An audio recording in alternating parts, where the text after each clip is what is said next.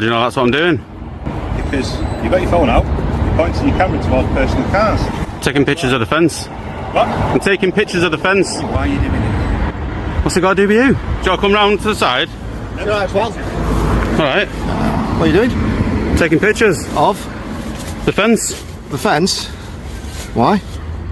I like fences. Like fences? I went to the reception, she said it's fine. Right, it's not fine, is it really? Is it not fine? No. Current threat levels at the moment, isn't it, for the police, and you're filming private cars? Can you draw a step back a bit? No, not at all. What's your name, buddy? I'm not telling you my name. Not telling his name? Right. You don't need to, but you just need to grow up a bit, don't you? Really? Yeah. Because all you're doing is just trying to antagonise people. I'm not trying to antagonise anyone. Yeah. No, I'm not. Yes, you are. You're still filming personal people's private cars. I'm not filming the cars. You sat there with I've just watched your screen. You're videoing. I know I'm videoing. Exactly. But I'm taking pictures of the fence. Yeah. I went to reception. She said it's fine. PC Morris bursts out with a classic panic line. You can't film a police station because of current threat levels. But here's the reality he conveniently ignores. There's not been a single successful terrorist attack on a UK police station in over a decade. And across all recorded plots since 2010, none involve someone standing outside filming from a public pavement. In fact, the Met Home Office and MPCC all admit in their own guidance that photography of police buildings is lawful and not ground for suspicion by itself. Even more damning, millions of people walk past and film police buildings every year. Tourists, vloggers, bus passengers. Yet, magically, only auditors are treated like national security threats. Would you take a piece of people's personal car I'm not taking pictures of cars. when the threat level is very high? Even if I was taking pictures of cars, Yeah. is it against the law? You can film. I'm just asking you why with the current threat level. What do you do for a living? It's my own business. Your child. I'm a child. Yeah. You act like an adult. Then. Do you need retraining now to deal with the public? No. I think you do. Not really. What's up with you, mate? What? What's up with you? Nothing. You got a good photo there? Video, mate, video. Video. You do realise that without my permission as a police officer, you cannot use that video, and I can confiscate that as well if I need to. I don't think so. I do. What law is that? That'll be the law and the pace that I'm going to find out at this moment in time. Alright, am I being detained? At this moment in time, you are. For what? Well, I'm just going to get the code at this moment in time, and I'm going to search it under an act. Alright, yeah. And then you'll have to provide your details as well. No, I don't. Yes, you No, I do. don't. When you're detained, you do. No, I don't. PC Morris has no idea what powers he actually has. First, he announces with full confidence that FTEA can't use his footage without my permission and that he can confiscate it if needed. That's not policing. That's pure make-believe. There is no law in the UK that gives a police constable ownership over footage taken in public. And you can't seize a camera unless it contains evidence of an actual offense. Then, while closing the distance on FTA, Morris suddenly declares he is detained. But when FTA asks the only question that matters, detained under what power, Morris says, I'm going to get a code. That right there is the entire scandal in one sentence. He's already taken FTA's liberty without any legal basis and is now waiting for his colleague to radio him a law to retrofit the detention. Are you recording? You should inform me, shouldn't you? It's there. It's there. I know you got a camera, but I don't know it's on, do I?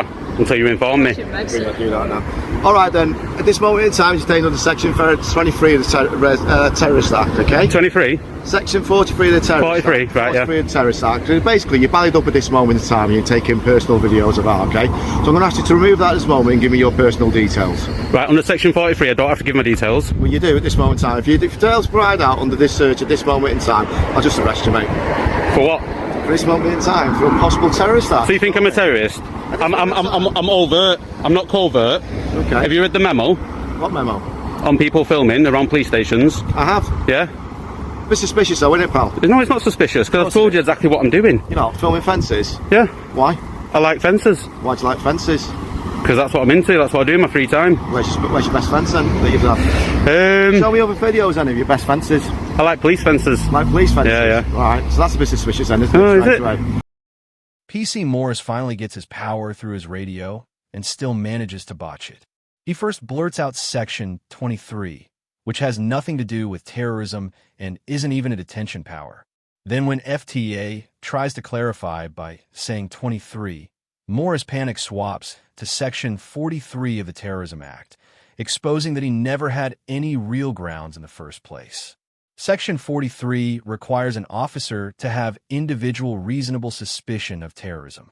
Not a man with a camera, not current threat level, and definitely not my colleague, is feeding me lines through a walkie-talkie. But the fatal mistake comes when Morris starts demanding FTA's personal details, even threatening arrest if he doesn't provide them. That's not a misunderstanding. That's inventing powers he does not have. Under Section 43, police can search, but they cannot compel identification. Okay, before I search then, you got anything that's going to harm you or me or any of my colleagues? No. Okay, do you want to take your hands out your pockets then for us? Yep. Make sure you get my good side. Turn round. Why's that? Let's get your good side. Good side's good side. I reckon we got 2 phones on you? That one's for phoning, this one's for taking pictures. I thought you said he was videoing, not taking pictures. Well, you can take stills of the videos, can't I? Oh, I see. So you tried to correct me before, but you were wrong yourself, wasn't you? I'm not wrong, am I? Well, you was, wasn't you? What, Jaguar key? You know what they say about people who drive Jaguars, don't you? What's that? They drive Jaguars. Right, balls going between your legs, do not kick out, it'll be your... Right, I just think you should leave. Can I put my stuff back in my pockets? What's trying to show stuff? Yep. Right, you got another defence now, I think you should move on.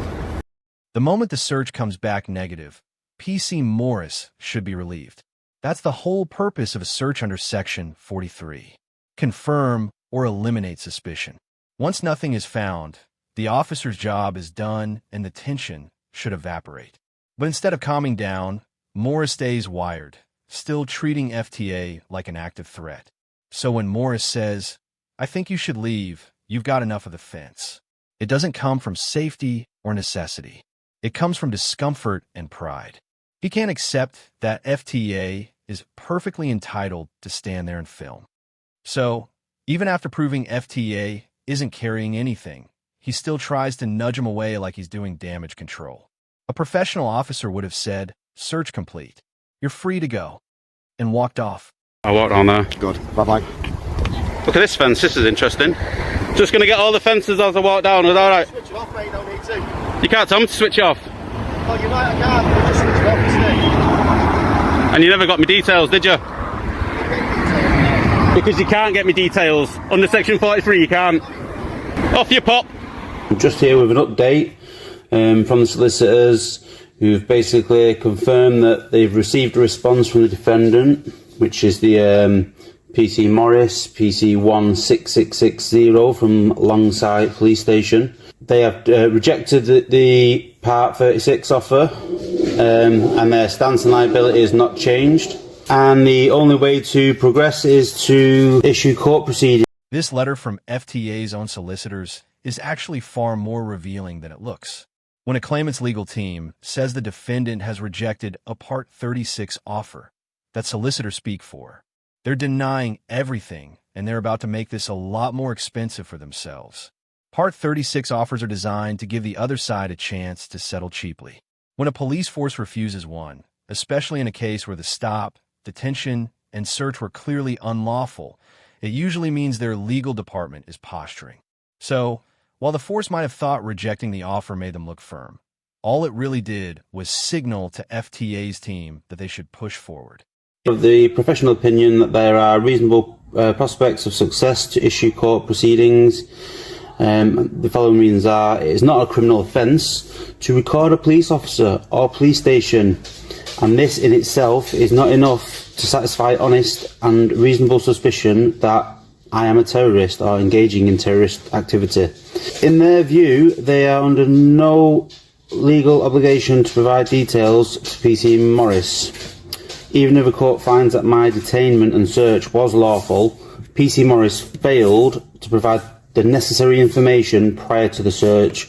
This is his name and police station to which he is attached, which could render the lawful search unlawful. In short, every pillar that could have held up this detention was missing.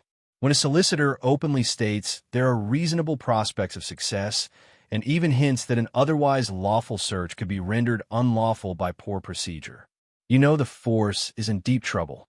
And just to seal the whole story shut, FTEA himself confirmed it publicly. When a viewer told him to sue the clown, he simply replied, "I did and I've been paid out." That's the perfect ending. The solicitor laid out exactly why his claim would smash through court, and later FTA confirmed that's exactly what happened. Another case of officers bluffing with bogus powers, getting caught on camera, and ending up paying the price, literally. That's it for today's video. If you enjoyed this episode, don't forget to like, comment, and subscribe. It really helps me continue with my independent coverage. Thanks for watching.